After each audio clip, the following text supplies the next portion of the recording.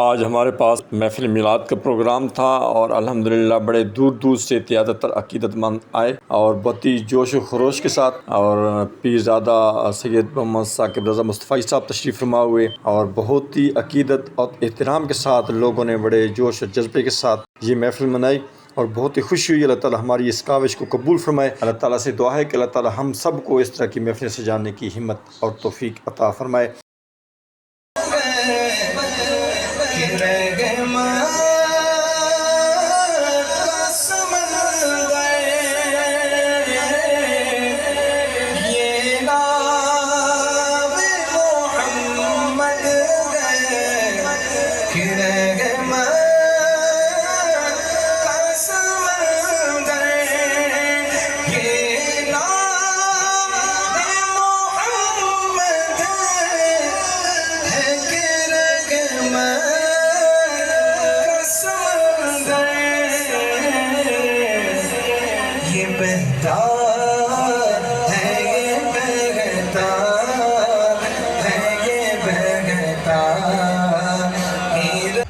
بیٹی کی اس فریاد کو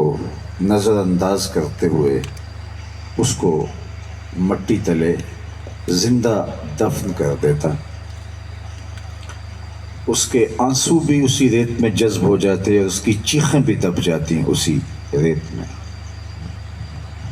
بعض قبائل میں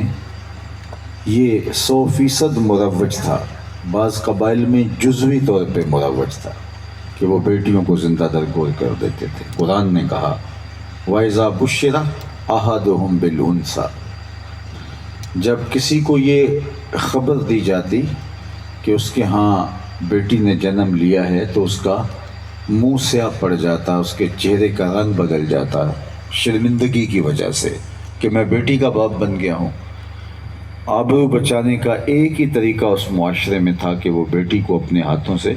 زندہ درگور کر دے، اس کا گلا گھونٹ دے، یا پھر وہ معاشرے میں سر جھکا کر جینے کا،